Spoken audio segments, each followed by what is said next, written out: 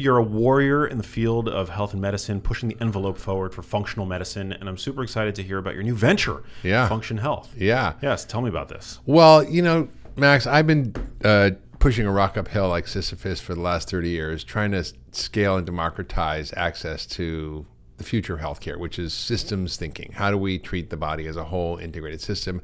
How do we democratize healthcare? How do we get people access to their own lab data?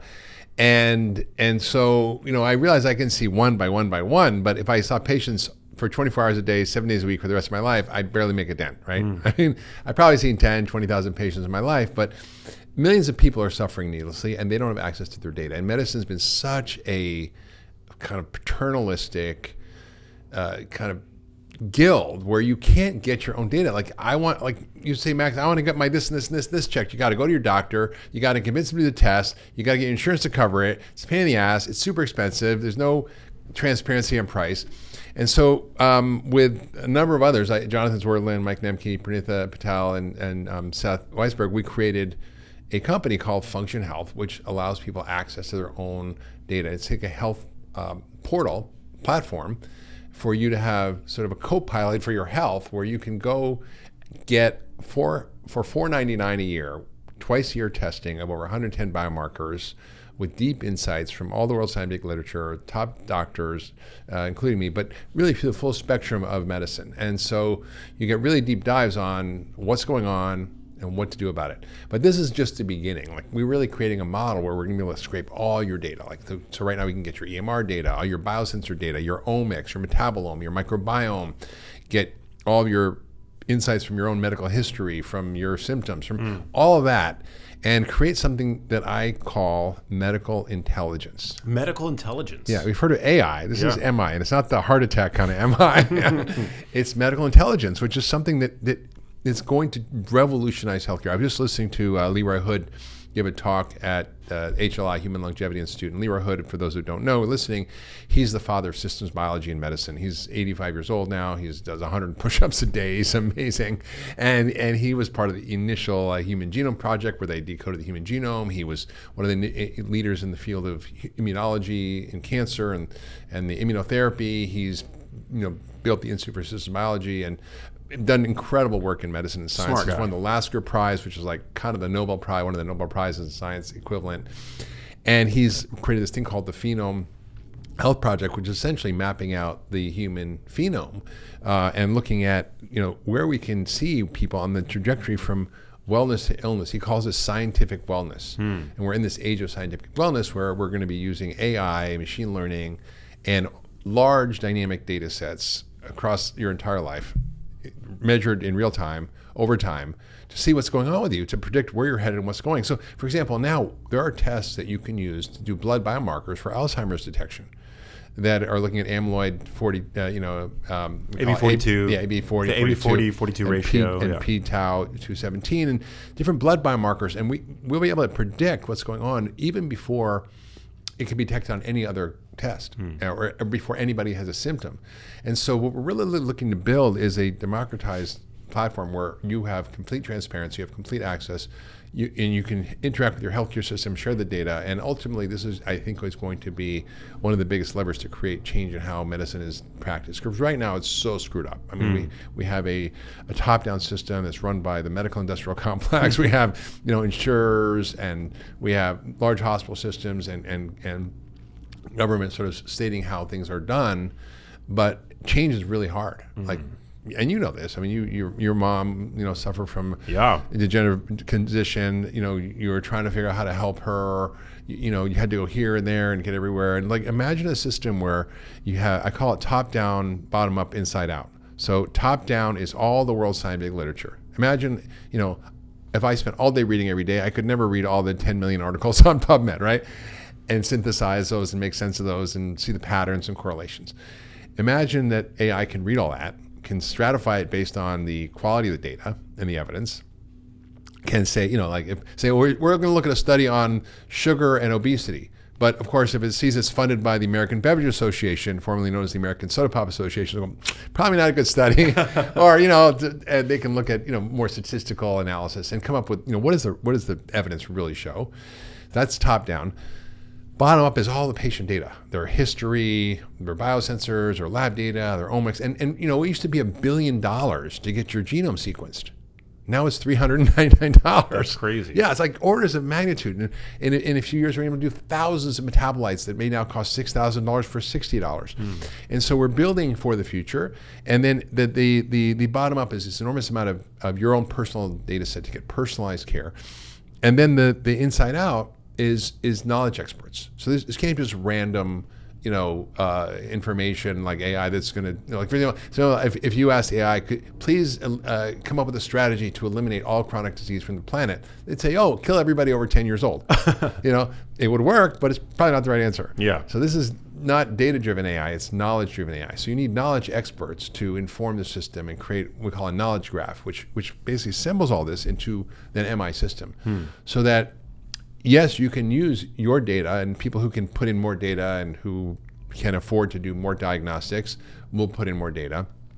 But ultimately, even without any testing, if you're in a village in Africa and you have some symptoms and you want to know what's going on, you can have access to the best minds in the world. I mean, you go to your doctor right now. Think about it. You go to your doctor. You have some symptoms.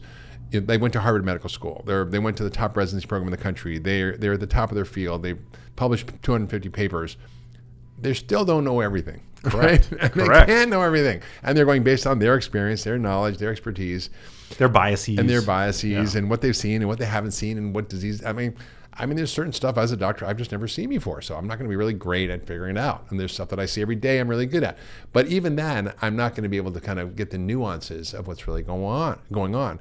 And so imagine being able to have a medical intelligence system that you can interact with that's going to guide you based on your own personal data. So Function Health is really, I believe, going to be the biggest platform in healthcare that's going to drive this change. What would you say are the big levers in terms of biomarkers for people to keep tabs on? Yeah, well, we created an initial list of about 110 biomarkers, and it's amazing the pricing in medicine. I recently had back surgery, and I decided I wanted to do hyperbaric oxygen therapy, which is an off-label use for that. It's for wound healing if you have a wound that doesn't heal, but it's not like a post-op thing. And so I called this hospital, like, can I do this? Like, yeah. I said, how much is it? It was $5,000 a session. I'm like, really? And then I talked to them, and I said, can I talk to the manager, like the medical director? And they're like, sure. So I talked to him. I was like, what's the deal? He said, well, we charge insurance this much for medical care indicated indications, but for off-label indications, we don't have to go through that, and it's $175. Same thing with pricing. So we've been able to get what's normally $15,000 worth of lab testing for $499. Wow. And the price is going to keep coming down. And so for that, you get a full panel of your metabolic health. So not just your blood sugar, but you get insulin, A1C, you get full cardiometabolic health, which is looking at your lipids in a totally different way that we should be looking at, which is we call lipoprotein fractionation. So we're working with Quest as our vendor. So the basic experience of Function Health is you go online, go to functionhealth.com, you sign up, you go through a 5-minute series of questionnaires to get a little bit of your medical history and your biographic data. And then 15 minutes, you go in and get your blood drawn, and then you're done. And then you get your data. And we're testing things that normally are not checked. Like we asked Quest, which is our Quest partner. There's 2,000 Quest labs around the country, the drawing stations. I said to the folks we're working with there, I said, what % of the tests that you're getting for cholesterol are the lipoprotein fractionation tests, which is looking at the particle number, the particle size. It's a much better predictor of your cardiovascular risk. It looks at your metabolic health. He said 1% or less. Wow. Because normally when you go to the doctor and you get your labs drawn, you'll maybe get back your LDL-C or HDL. Yeah, you get your LDL, HDL, triglycerides, total cholesterol, but those can look perfect. But you could have a horrible cardiac risk profile and not even know it. And then they don't even measure the two most important biomarkers for cardiac health that everybody should get. What are those? Called ApoB, apolipoprotein B, which is a measure of all the bad cholesterol particles in your body, all the small, dense cholesterols and the abnormal triglyceride particles. And in our cohort of almost 60,000 people, 51% have abnormal ApoB, and this is a health forward cohort. We have,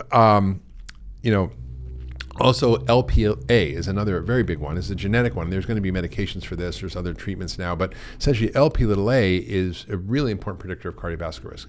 So looking at your total cholesterol, the old panel, is sort of like, it's like an X-ray from 1925 instead of an MRI machine. In fact, one of the techniques for looking at cholesterol is using an MRI machine to look at the particle number and the particle size. It's called nuclear magnetic resonance, an NMR test for lipids. So we look at things that aren't typically looked at to flesh out the whole picture. We look at your A1C. We also look at inflammation and immunity. We see 46% have high CRPs. We look at full hormone health, so not just your regular TSH or thyroid test, which misses a lot, but we look at your thyroid antibodies. And 13% of people who we're testing who are asymptomatic have thyroid antibodies. Some of them may have Hashimoto's that they know are treated, but a lot of them didn't know this, and you can have a normal thyroid test, a TSH that you get at your regular doctor, and it wouldn't show that. We're looking at free T3, free T4, biomarkers that really give you a more in-depth view of your thyroid. We're looking at all your sex hormones, testosterone, estrogen, progesterone. We're looking at things that are really important to understand your hormonal health over your lifetime. And we also look deeply at nutrients, because most doctors don't check for nutrition. Yeah, it's so important. We look at vitamin D, and we look at B12 through methylmalonic acid and homocysteine, which looks at your methylation process, critically important for neurodegenerative disease, for mental health, for pretty much every function of your body, gene expression, DNA repair. I mean, you name it. It's really important, and a lot of people have elevations of this. We look at your iron levels, which typically are looked at not correctly. We look at ferritin, which is really important because it's your iron stores, and people have a normal blood count, but if their ferritin's low, they're still iron deficient, and they might have symptoms like insomnia or hair loss or fatigue. And what's shocking, Max, is that 67% of people we test have some nutrient deficiency, not at the level that you or I would think would be the optimal level, but at the minimum level. Wow. That would be considered a deficiency disease, which is when you get like scurvy or rickets or something like that. So it's crazy what we're finding, and it's stuff that's just been hidden. Have you learned anything about nutrition over the course of this process? I mean, you're looking at all these labs. You said that your cohort is generally healthy, and yet... I mean, it's a health-forward group. There are people who are early adopters, or people who are interested in optimizing their health. Or, it's not, probably people who are not really focused on their health. And so you think they'd be basically pretty a healthy group, but I'm terrified to see if when we scale this up to the average American, what we're going to find. And I in my practice, over the years, I've done deep nutritional testing, and most people have something going on. And even people who are trying to be healthy, and unless they're totally dialed in and taking the right supplements and doing everything right. But I occasionally have a virgin patient. A virgin patient would be someone who's eating the standard American diet.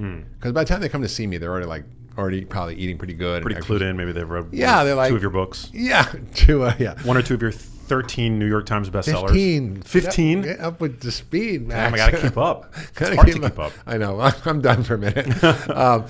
So I have a few of these virgin patients, and you see their testing. We look at omega-3 fats on function panel, on the initial panel. Most Americans are deficient in omega-3 fats. They have really high levels of inflammatory fats on low levels of, you always talk about seed oils, but we can see high levels of linoleic acid and arachidonic acid and all kinds of stuff. Are seed oils a concern to you?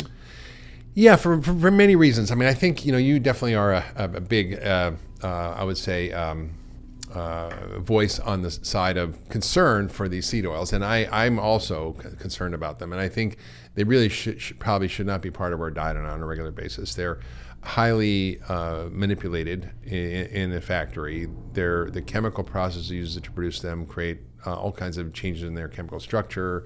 They use solvents like hexane and deodorizers, and it's kind of scary what happens if you actually look at it. And I think there's some evidence that it may be linked to increased oxidation, increased inflammation, increased cardiovascular risk. But the data is all over the place because we're looking at large epidemiological studies.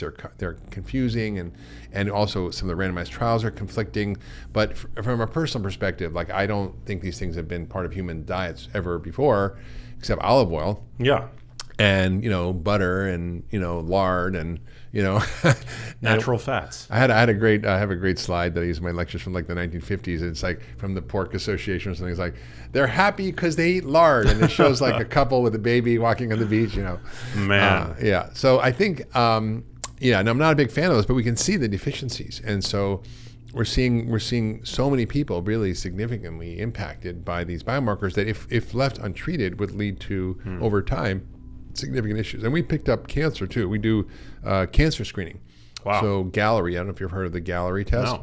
No. It's a really cool test. So science is advancing so fast, and what happens in medicine is, it takes anywhere from 17 to 30, sometimes 50 years for something from the discovery to the adoption, right? We knew like 50 years before that trans fats were bad, and now they're kind of ruled as not safe. We knew that, for example, it was good to use a stethoscope because, they would prevent you from getting like, lice and shit from people. Like in the old days, doctors just put their head on the patient's belly or their heart to listen, right? Or the guy who discovered that you should wash your hands before surgery, Semmelweis, it took 50 years before doctors crazy to think of that as a discovery. Yeah, right. Washing your hands before surgery. Yeah, that was a discovery. Seems like a fairly obvious precautionary step.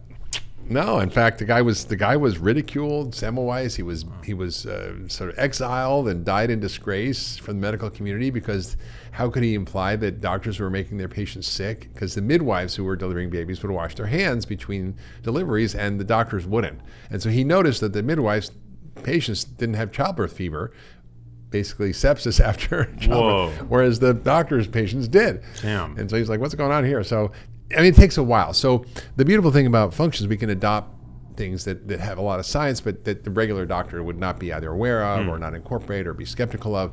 And one of these things is a liquid biopsy. This is one of the most greatest advances in diagnostics ever, because before you have to do a mammogram, a pap test, a colonoscopy, and you usually don't find stuff on there until you already have something, right?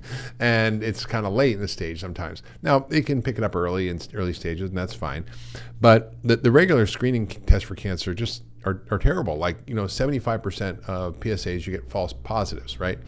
Well, this new test is a liquid biopsy where you look at fragments of a cell-free DNA. And we're able to now amplify this DNA and measure where the tumor's from and if you have any tumor. Just from a blood draw? Blood test. Yeah, so you do a single blood draw and you can look at 50 different cancers. And instead of a 75% false positive rate like for, prostate cancer or mammogram, like 1 in 20 will show positive after you get a biopsy, right? So you get a lot of false positives with that too. It's like less than 0.5%. And it 75% of the time it'll pick something up if you have it, and it'll do it a year or 2 or 3 before you could ever find it anywhere else on a scan or on anything, because it's like little pieces of this cancer that sort of get floating in your blood, and it's not a metastasis, but it's this early clue. Wow. So we found, of the people who've tested in our cohort, 1 in 188 people have a cancer. And we've had all these amazing testimonials of people who are young, like in their 40s, and now we're seeing, cancer rates rising in the younger population, in the 30s and 40s. I mean, one was a 45-year-old guy who had prostate cancer. What do you think's behind that? Well, yeah, that's a whole other story. I mean, I actually did a whole podcast on this on the Doctor's Pharmacy, but I think it has a lot of things to do with our shitty diet, our changes in our microbiome, environmental toxins. And also, I think COVID has caused a lot of increase in cancer rates because it's dysregulated our immune system, and so, right now we can't really do easily a whole metabolomic study. But I was talking to Jeremy Nicholson, who's a brilliant scientist from Australia who runs their National Phenome Project, and the phenomics is essentially like the current state of your biomarkers. Is what I would say is the expression of who you are in this moment, not your genes, which is your genotype, but your phenotype is the expression of those genes. So that includes, your metabolome, your microbiome, and every day your poop changes, right? Because you're eating different things. But the beautiful thing about this new science of phenomics, and Leroy Hood is also got a project in America doing this, is that you can look at thousands and thousands of biomarkers that normally you don't look at in medicine, but that have signals that mean something, whether they're inflammatory cytokines or other biomarkers.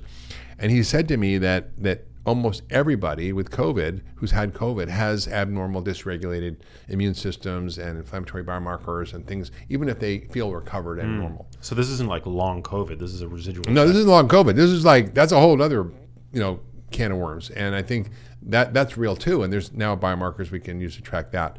So we're in an exciting era where we're able to become the CEO of our own health, where we can optimize our health through being empowered with our own data, where we're going to be in a data-driven healthcare system, as opposed to this sort of hierarchical, paternalistic system we have now.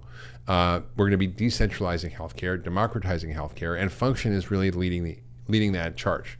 And it's for me, like I'm going to be 65 this year, and I should be on good Medicare and Social Security. But like I'm moving to a new town, I bought a new house, I just got married, I had a new startup. It's like let's go, let's go. Because I think for me, I felt I built the Center Cleveland Clinic. I've written 1 million books, not quite 1 million, but you know what I mean, and I've been pushing this rock uphill, like this. I don't know if you're the myth of Sisyphus, and yeah, of course, pushing the rock uphill. And it's it's been a hard journey.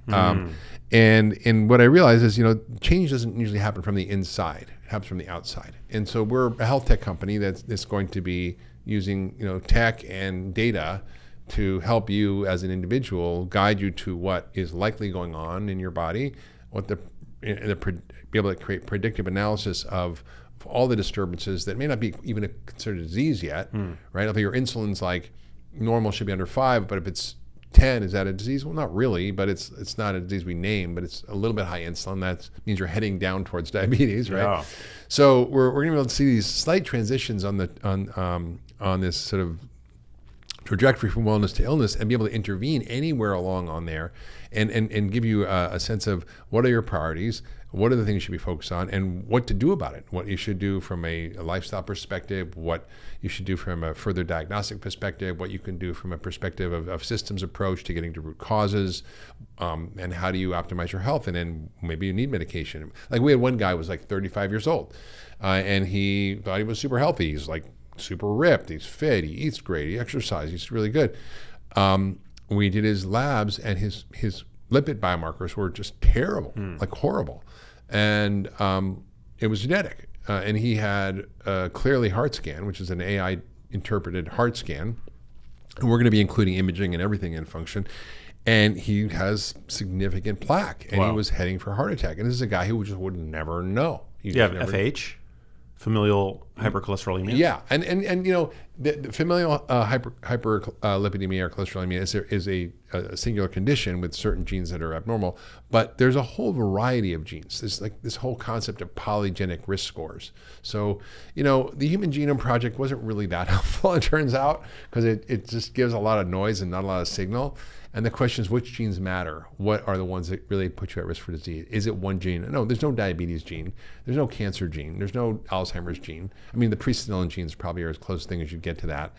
But even APO4, I've had 95-year-old people with a double APO4, and they're perfectly fine, and they're still working and cognitively intact, and they've been health nuts their whole life. So you can modify the risk factors, but polygenic risk scores are what we're going to be using to really look at where you're headed. For example, I did a very detailed lipid genetics, because I have like horrible heart disease history in my family, like people dropping dead in their 50s, and bypasses and heart attacks, and and I was like, what do I got going on here? And I did this really deep genetic analysis that was just really around lipid genetics. Was that Clearly? No, Clearly is an angiogram. That's like they used to have to do an angiogram by sticking a catheter in your groin, threading it up to your heart, shooting dye in, taking pictures. It's kind of seeing if there's blockages. It's not that accurate. And I mean, it can tell obviously if there's stuff going on or if you need a stent or whatever. But they then developed a method called CT, or a computed tomography, a CT scan, using regular CT scan and using dye, and then checking how your arteries look. And that's a great improvement. But then they developed another improvement, which is using AI to interpret the test, right? So think about when you go to the dermatologist, they look, oh, everything looks good, okay, fine. See you later next year. Or you go to an ophthalmologist, and they look in your eye, and maybe they've seen 20,000 eyes. Great. But what if have they seen 1 billion eyes, right? Right? And so a radiologist, same thing. So now AI is going to be able to detect things in ways that humans just can't. And so we now can detect whether it's soft plaque or hard plaque. So we said this calcium score thing where you could look at your calcium in your heart, and that gives you an idea. It's another CT scan, but That's old plaque. You don't know if there's any new plaque, and you don't know if it's vulnerable plaque. You don't know if it's inflamed plaque. So this scan can tell you that. So we're entering an era where AI is going to be involved not only in diagnostics and retinal scans and dermatology and radiology and cardiology, but also helping us to make sense of huge and enormous, dense, dynamic data sets, right? Because, I mean, you've got 37 billion trillion chemical reactions happening in your body every second, Max. And you're not special. Like it's like everybody's got so much going on all the time. You've got 100,000 petabytes of data in your microbiome. Wow. I don't even know what a petabyte is, but somebody told me that. It's a lot of data. It's a lot of things. It's a lot of petabytes, a lot of gigabytes. It's a lot of something. Terabytes.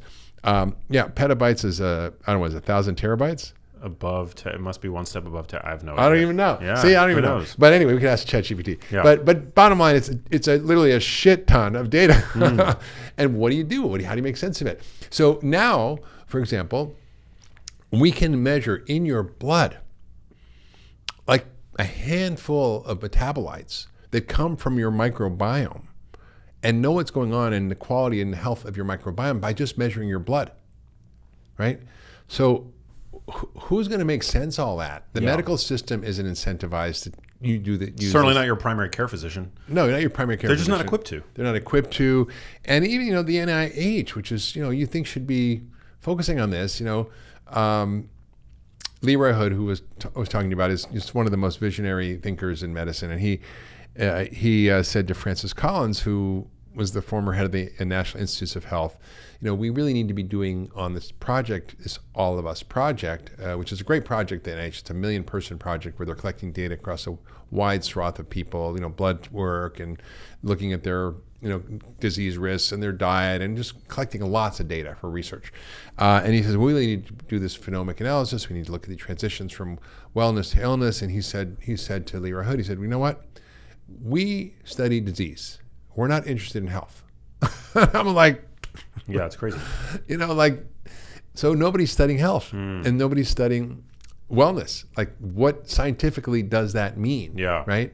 And where do you deviate from that? And how do you then, kind of recreate an equilibrium? Because we're all kind of degrading. Entropy is real. You're over 35 now, right? I'm over 40. Damn. Okay. Yeah, crazy. You were like 20 something when I met you. Yeah, when we first met. 29, Can't keep up. 30. Yeah, but I'm like, you're kind of going downhill, Max. I mean, it's just like slowly but surely. Yeah, entropy is real. But imagine being able to sort of know the things that really mattered. And I'm sure in your mind you're thinking, how do I not get what my mom had? Yeah. And how do I protect myself? And I know you're doing a ton of stuff to do that. But imagine if you had these large data sets where you have access to that you can add to over time, that have a central place where you can track everything, that you could, it's a beautiful dashboard that shows your trend lines over time. I mean, I don't know if anybody realizes how analog medicine is. Like, you think, every industry in the world is supported by tech. You can't run financial markets without computers, and nobody makes decisions about where to invest without, deep, analysis from computers. It's your car is run on tech, right? But if you're a doctor, you're basically, you have electronic. Your data's stuck in the dark ages. Well, it's like you have now electronic medical records, but it's essentially a paper chart that's on your computer, it's a PDF. and it's a PDF of your lab. Yeah. So if I want to see, let's say you came to see me and you were my patient for 10 years. I'm like, okay, what are your trend lines of your lipids or your inflammation or this or that? And like, let me look at all your biomarkers in a way that I can actually see them in a second and look at them. No way I can do that. I literally have to go, let's go back to that visit in 2012. Let me open up that PDF. Let me scan it. Try to remember what I just saw in my head. Okay, jump to the one from now. Compare it to that one. Or maybe I have to write it down or have to take a note on the computer to do it. I mean, it's so bad, Max. You have no idea. And that's what we're solving for. Like, imagine one place where all your data is stored, where you can share it with your providers, where they actually are supported. And we're going to be actually creating a portal for providers too, because, I want to have help as a doctor. If I have somebody come in with a complex problem, I want to know what the latest is on it. And I might not know because, I can't know everything, and I haven't read everything, and I haven't gone to every conference and read every paper. So, imagine if I had a system where I can inquire and like, okay, here's all this data, this patient.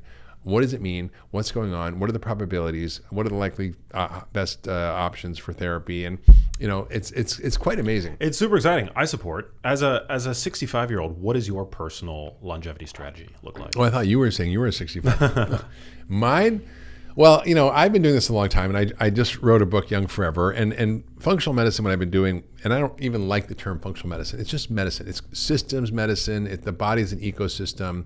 Like, I had this guy, Marty McAree from Johns Hopkins, on my podcast the other day, and he said he wrote a book called Blind Spots. Yeah, we just had him on recently, actually. Yeah, he's great. And he is like, blind spots, the microbiome. Like, it's linked to every known condition. Nobody talks about it. Nobody studies it. No one knows how to treat it. But it doesn't mean it's not real, right?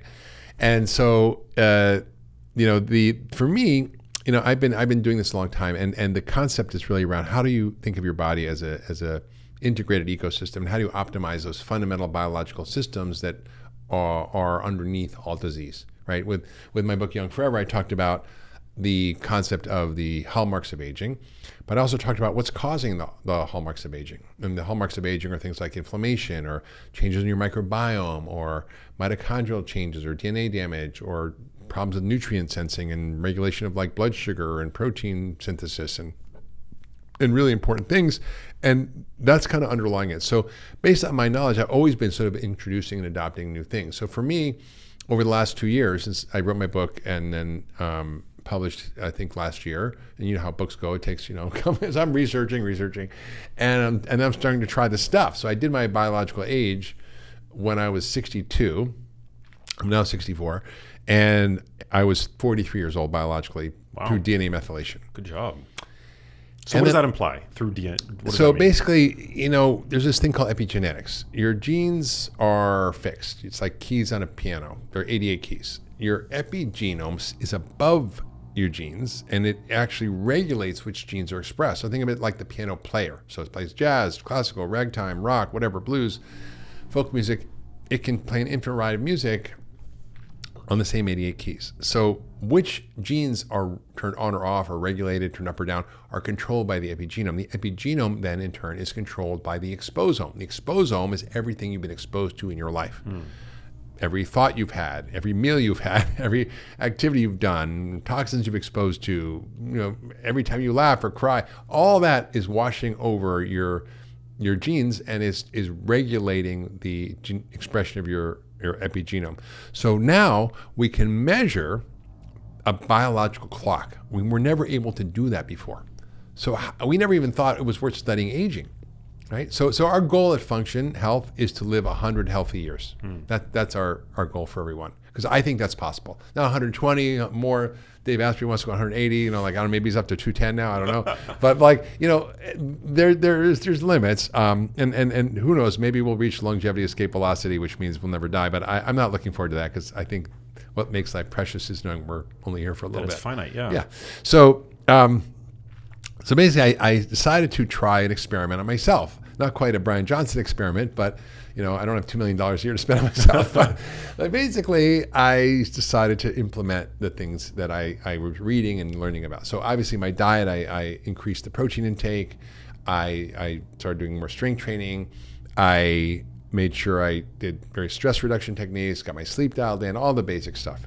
And then I started adding in stuff. So I started adding in things like plasmapheresis, which is where they filter your blood and clean it, which has been very promising for aging and even Alzheimer's. I started adding in more ozone therapy. I added in stem cell therapy. I added in exosomes. I added in peptides. I added in rapamycin, which is a drug. It's one of the molecules that's been most promising for longevity. It's still experimental. Don't recommend it for my patients, but I'm happy to be my own guinea pig. And I take it, once a week.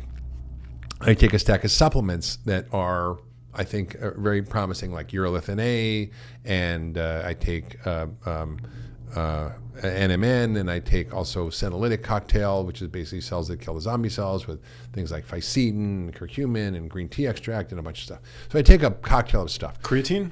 I do creatine for sure. I have goat whey every morning, about 40 to 50 grams of goat whey. That's why I'm not quite as strong as you, but... Why goat whey? Why goat? Cows have, first of all, cows in this country are just all factory farmed, and they're, a certain breed of cow that's a genetic strain that's been altered, not genetically modified, but just through hybridization, and they have what we call A1 casein. It's a very inflammatory form of the protein in milk called casein, and it causes more cancer, more inflammation, more gut issues. Goats and sheep have A2 casein. And so A2 casein is less inflammatory, more volatile. And if I have dairy, I get all congested, and I don't with goat whey.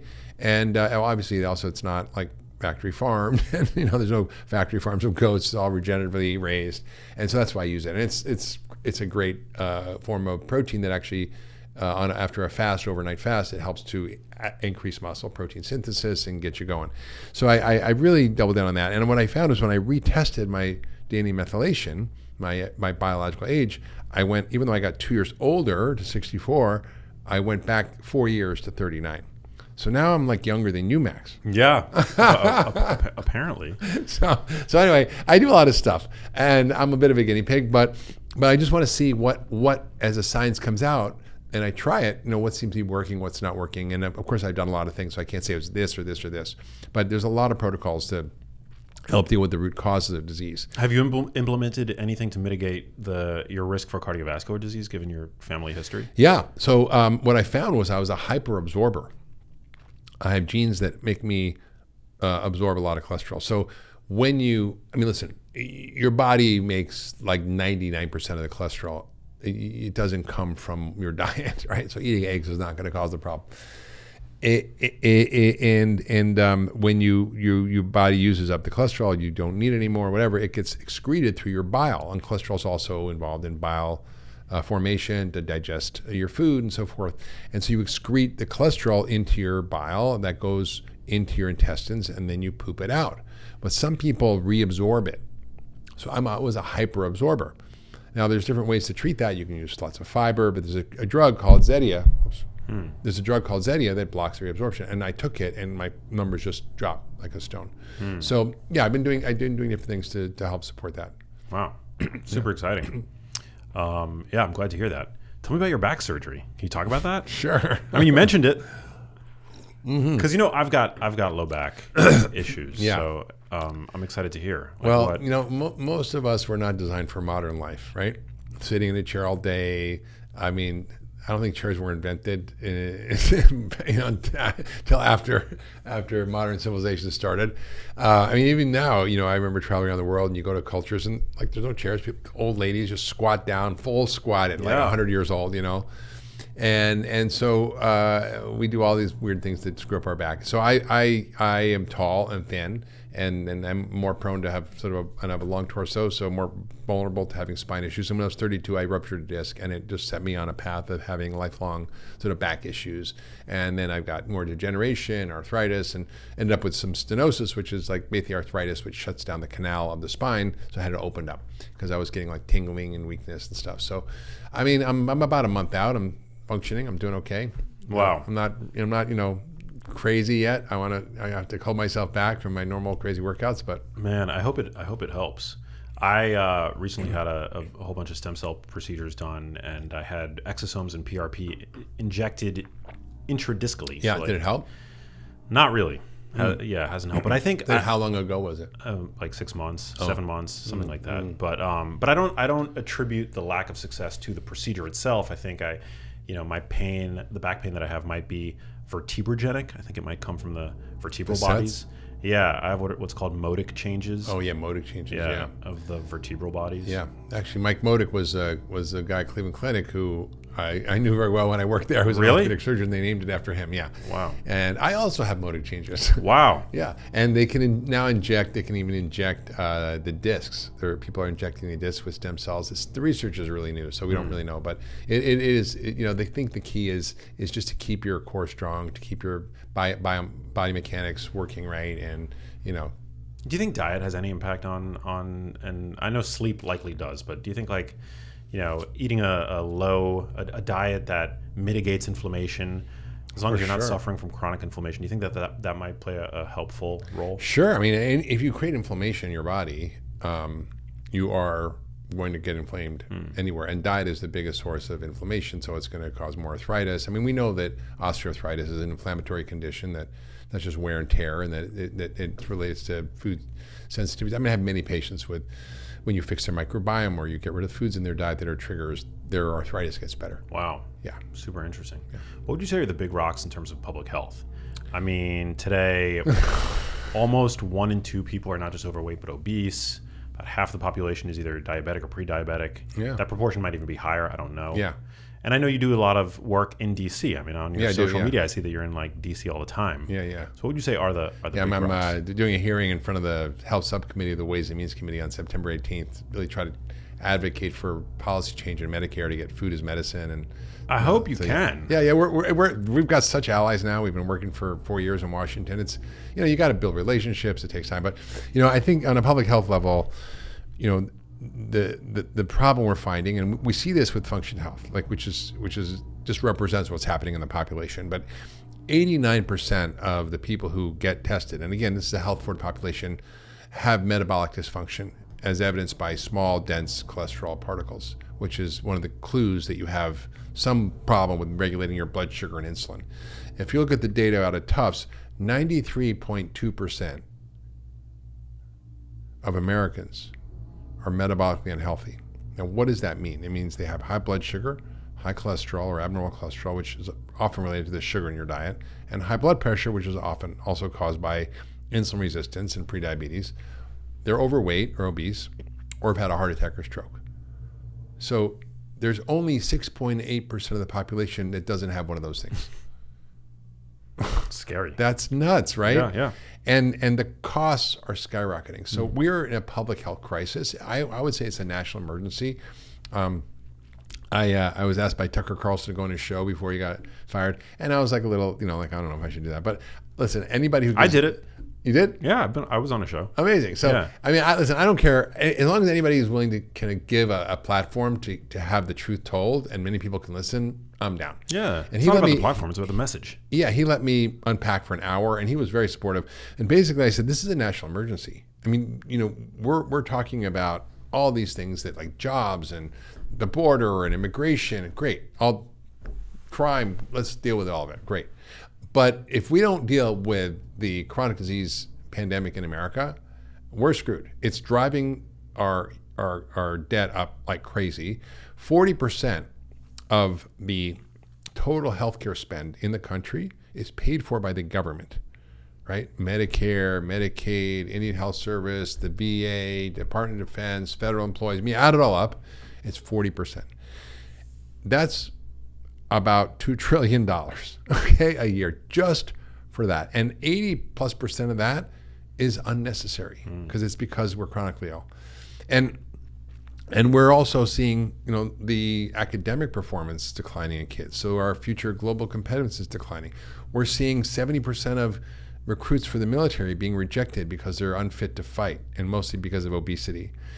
We're seeing the rise in chronic diseases accelerating at a crazy pace: heart disease, cancer, diabetes, dementia. Yet we're spending more than any other country by double on healthcare and getting worse outcomes. And nobody's going, WTF here? What's going on? Like, and instead we're talking about, more drugs and more like Ozempic for the world. I mean, that's not the solution. It's going to bankrupt us if we do that. Now, if you can get it at low cost, it might help some people. I'm not totally against it, but I just think, people are looking for that quick fix. And the real truth is it's our toxic food system. And you've been talking about this forever. I've been talking about this forever. But we live in a toxic nutritional landscape that is full of things that aren't actually food. When you look at the Webster's dictionary definition of food, it's basically a substance that supports the growth and health of some organism. Well, Cheetos don't do that. Coca-Cola doesn't do that. It ain't food.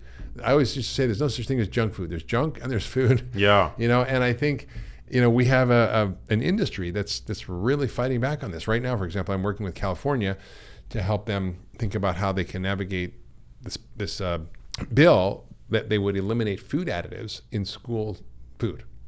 They've already done. They've already eliminated certain food additives. Yeah, they've done, but like to really want to do a more broad thing. So all the things that make kids hyperactive and crazy, and these. I mean, the average person in America, eats 60% of their calories as ultra-processed food. That's why all their lab tests are bad on function. 67% of kids' diet is ultra-processed food. 73% of the food that's on drugstore shelves is ultra-processed food. It's full of stuff that's actually not really food. And so this is when you look at the body of data around ultra-processed food, it's really the biggest boogeyman that's driving, and it's a smoking gun. It's the new cigarette, right? And so these ultra-processed foods have all these weird dyes, chemicals, and additives. And in other countries, they're banned. So these big food companies, they take them out. Like your Kraft macaroni and cheese in England doesn't have orange dye in it. It's got some natural dye in it, right? Why do you think that's the case? Why do you think Because the government is captured by the food industry. I mean, the FDA, it should be just called the DA. It's not. There's no F in the FDA, right? Wow. You got to put the F back in the FDA. And they're so in California we're trying to help them, and they're like, yeah, Pepsi, which is one of the biggest food companies, I think Nestle and Pepsi are the biggest, just fighting tooth and nail to block this, and they're nefarious. I mean, they're really nefarious. I mean, they, for example, in California, and this was with Governor Jerry Brown when he was governor. They used to call it Governor Moonbeam because he was, so liberal left, and they started passing all these soda taxes a few years ago, and the food industry was freaking out, and so basically the American Beverage Association got together, and they decided to put a ballot initiative together that would require all local governments and city, governments and all local governments and all state legislatures to require a 2/3 vote to pass any legislation. Now, it had nothing to do with food, but it would have crippled government across California, because 2/3 of 2/3 of government can't agree on anything, right? Yeah, right. Right. So they knew that, and so they went to Jerry Brown and they said, "Listen, we don't really care about this, and we're spending millions and millions of dollars, and we're going to pass this because we're going to just throw so much money in advertising. We're going to basically, they didn't say it, but the way they do is sort of manipulate the message, and they were going to pass it. And they said, we will withdraw this ballot initiative if you put in a law that prohibits any further taxes on soda." That's kind of the stuff that goes on. There was a bill in Congress to label GMOs. Wow. Just to label it. I mean, the only countries that doesn't label GMOs is America and Syria. A great company we're in. Well, there's only a dozen or so genetically modified products anyway. Right. But just to even China and Russia allow labeling, right? The food industry got together because they didn't want the label. They basically spent $192 million to defeat one bill. That's what we're up against. Wow. Yeah. Have you heard of, are you familiar with GARM, the Global Alliance for Responsible Media? It's this group, it's this consortium of corporations that are fighting in favor of censorship. They're boycotting X. Have you seen this? Elon Musk is actually going after them. Really? And they're funded in part by junk food companies. Yeah. I think Pepsi is one of the main. It's so insidious. There's all these groups. I mean, I wrote about this in my book Food Fix, essentially of how the food industry has basically co-opted every aspect of society. They've co-opted all the professional societies like the American Diabetes and Heart Association and American Academy of Pediatrics, funding them, which is why they don't come out with positions against them. They fund scientists and research that they spend 12 times the amount of money on, quote, food research as the NIH. They fund social groups like the NAACP and Hispanic Federation to get them to side with them against, for example, soda taxes. They fund groups that are front groups they're like scientific front groups like Crop Life, which sounds amazing, but it's all about GMO and fertilizers and pesticides. Or they have the American Council on Science and Health, which sounds great, but it's essentially funded by the big ag, big food, big pharma, saying that pesticides, trans fats, and high fructose corn syrup and cigarettes are all fine. It's like the Matrix. It is, and it's like when you unpack it and you look at how, and then of course lobbying in Congress, the amount of money they spend is bigger than when you take the ad and food lobby. It's bigger than any other lobby, and so you're fighting. I mean, this is $16 trillion a year industry. It's the biggest industry on the planet. Why? Because everybody eats, right? And so, it's really the force we're fighting. So from a public health policy, we really need to sort of educate people. And I'm working with Mark Cuban and Todd Wagner on their Food Fight USA initiative, which we're going to be making films about this as well. So I'm working on that. But the purpose of Function Health is really to sort of help people get out of the matrix. Like get out of the freaking matrix. Do you think there should own be your own health? Warning labels on obesogenic foods, on junk foods? 100%. Right now, one of our big initiatives with my nonprofit Food Fix is front of package labeling with the FDA. So we've been fighting and pushing for a long time, and we now have gotten them, and Robert Califf is actually open to this, to create food labels. And the reason we're able to be doing this is that almost every other country has done this. Like I just came back from a trip to South America, and when you go to Chile and there's these big black stop signs, about sugar and salt or whatever. Like you could argue about what should be bad or good, but basically they're warning labels on the front of packages. They've eliminated cartoon characters from all the kids' food, so no more Tony the Tiger, no more the toucan on the Fruit Loops. Yeah. They're all gone. Right? It really works. Wow. I was down there, like can of soda that had artificial sweeteners. Says this is not safe for children. Do not give it to your kids. It's like this has got bad stuff in it, and so we're now going to be doing front of package warning labels on foods that are having bad stuff in them. Now, how the government's going to play that, the food industry is going to get involved. It's how it's all going to pan out. It's probably not going to be what I would want to do, which is like make it idiot proof. Green is good for you. Orange, eat with caution. Red, this could kill you. Like any kid could. Yeah, but then the question is like, who's determining that? Who's to decide what's green, what's red? That's the problem. You take a room of nutrition experts. Half of them are going to say that eggs are red. Grass-fed red meat, red. Yeah. I think it's really around packaged foods, right? Like the problem is factory-made science projects. Yes, and so avocados don't have a label or an ingredient list. An egg doesn't have an ingredient list or a label, right? A piece of steak doesn't either. I mean, so we can argue all that, but around the margins, I mean, we can argue, but the whole nutrition diet wars is just nonsense. Everybody agrees on the basics. Yeah. We eat real food. Don't eat crap. Like don't eat too much sugar. Like, eat a lot of fruits and vegetables. Eat like lots of fiber. Eat good fats. Like, I mean, there's a few people on the margin who might say don't eat fat. Most people will say that, if you're eating unprocessed meat, it's not terrible for you. There's not a lot of data to support that it is. So there is consensus, among that. Where it gets kind of tricky is like when you start getting into kind of, this ultra processed food stuff, because then the food companies are like, well, what is ultra processed food? And processing isn't bad. And it's been, I mean, and in my book, Food Fix, I wrote about this article that was in the American Journal of Clinical Nutrition. Sounds like a great journal. It was my Bible for a long time.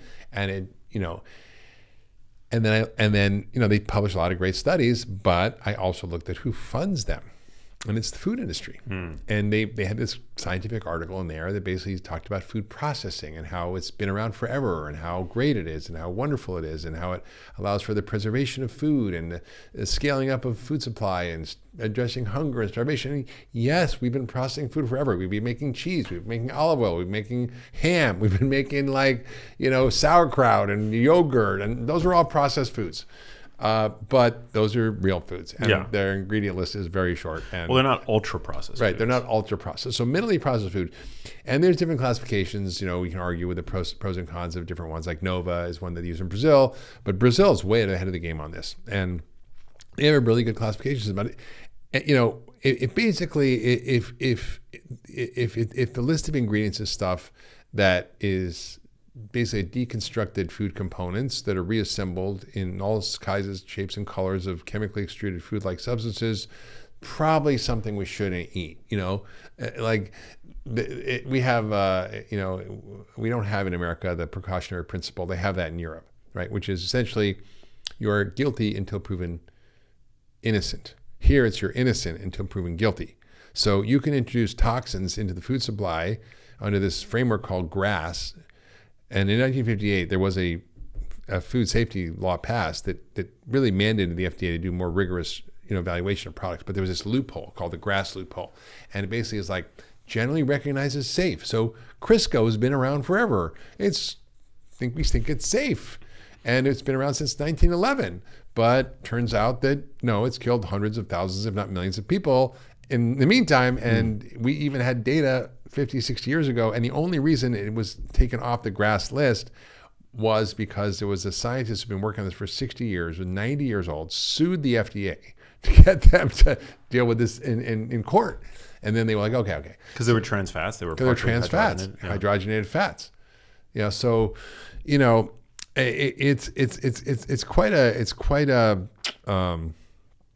corrupt system. You know, I think a friend of mine once said we live in a corporate kleptocracy. You know, it's not government for the people, by the people, of the people. It's government for the corporations, of the corporations, by the corporations. And you know, I don't mean to sound like a conspiracy theorist, but I'm telling you, when you dig in, and don't take my word for it, you can go look at all the scientific citations, the literature, and it's all there in my book. And there's plenty more out there. Many other people have also done this exposés. You know, we need to deal with it because the chronic disease crisis is bankrupting our country. It's, you know, it's exposing us to risks that are pretty serious. Like if we have another pandemic, why were we 4% of the population in the world and 60% of the cases and the deaths? Why? Because we were pre-inflamed when that virus hit us. And so we all got hammered. So when you're obese, when you're chronically ill, when you're old, when you're in this country, when you're old, you're by definition chronically ill, unless you're, you know, someone like me who's been a health nut their whole life. You know, like I don't have any chronic diseases, but the reality is that we're all sitting ducks, and that's why the pandemic hit us so hard. You know, we shouldn't have been hit so hard because we have the best healthcare system, we have access to the best medicines, we had vaccines, we had whatever. Like whether you're pro against vaccine, doesn't matter. We had access to everything, and nobody's talking about it. Bobby Kennedy's talking about it. I actually heard former President Trump talk about it in a speech. I mean, he was reading from a teleprompter. I don't know if he agreed with what he was saying or not. but I mean, like, it's just a non-part. And what's amazing, Max, to go into Washington, you know, I met with Sam Cass after he left the Obama administration. He was really heading up with Michelle Obama a lot of their food initiatives. And he said, Mark, you know what? I love that you're doing this. I love this book you're doing because no one came to us from the side of, you know, reason and science saying this is actually what you should be doing. All we heard from were the food companies, right? And all we heard was not only the food companies coming and tell us what they should do and what laws we should pass, but they literally wrote the legislation for us. They create briefing books with all their science in it. They give it to us, and we just have to go, okay.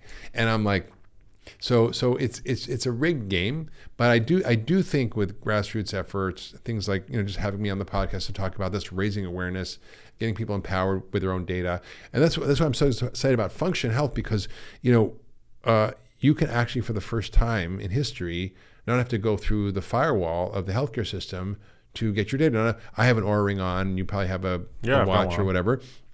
You know, you can learn about all your, you know, biostatistics. Great. But what about what's under the skin? Yeah. You know, like right now you can't get that. And it's your body, it's your blood, it's your poop, it's your urine, it's your saliva. You should be able to learn what's in there and do whatever you want with it and be guided by a new system. So that's why with Function Health it's so great. And there's and by the way, for listeners of the Genius Life podcast, there is we have a code for them. Code, yes, to skip the wait list, because there's 100 spots. It's a wait list of 300,000 people, so you definitely want to check this out and get in. It's Genius 100. Genius 100. I think it's. And that puts you on the list? That gets you not on the list. That gets you in off the wait list. That gets you in because we love you, Max. We want you in. Thanks, Mark. All your people in. Yeah, and I have no. So by the way, Max is a good friend. He's the only one who calls me Marky Mark. Most are Dr. Hyman.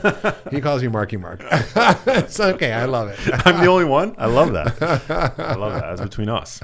It's so cool. So people can check out Function Health. The website is live now. They can use the code. Yep. Super exciting. And so in the foreseeable future, what's next for you? Just pound the pavement, working on this? Yeah, we just had a huge fundraise from Andreessen Horowitz. We're the fastest growing healthcare company now in the country. We're it's like a rocket ship. So we're right now in the building. So we're building the knowledge base. We're training the system. We're adding on new diagnostics, new tests, new imaging. We're basically building all the infrastructure that we need to do. We basically just started, we're still in beta. We're not really fully launched, right? So biosensors are coming in, your electronic medical records are coming in, and imagine being able to have every test you did from anywhere all of a sudden in the system and be able to track it over time with the stuff that you're doing now proactively and know what's going on with your body. And the data is protected, I would assume? Of course, yeah. If not, we go to jail. So it's all HIPAA compliant. It's all locked up. It's, it's real, and it's important because, most of us live in the dark about what's going on with us, and we don't know until it's too late, until we have a symptom. By the time you have a symptom, it's too late. And how do you get the blood? You send people to the Quest Yeah, labs? So basically the process is really easy. You go to functionhealth.com. You can use that code Genius100. You answer a few questions, takes you 5 minutes. They ask you, where do you live and your zip code? And they say, well, there's a Quest lab, a mile from you. When do you want to go? Okay, Thursday at 8 o'clock. Okay, great. And then you get a few texts that say, don't eat the night before. Don't eat that night and that morning. Show up at your appointment time with your driver's license, scan it, sit down, get your blood drawn, 15 minutes, you're in and out. And you wait a week or so and you get your blood tests. They get loaded up and you get notified. And then you're on a roll. That's it. Cool. Well, thanks for sharing about it. Yeah, super exciting stuff. It's very exciting. Yeah, always happy to support. Big fan of yours. Grateful to get to call you a friend. Yeah, ditto. Yeah, ditto. And keep fighting the good fight. Yeah, we both are health warriors, getting out there, trying to tell the truth as best we can understand it. Own when we make mistakes, but keep pushing people toward living better, healthier lives. So yeah, thank you. Towards truth. Truth. Yeah. Towards the genius life. The genius life. Amen. Thanks, Marky Mark. Thanks for coming in. Hey, if you liked that video, you need to check out this one here, and I'll see you there.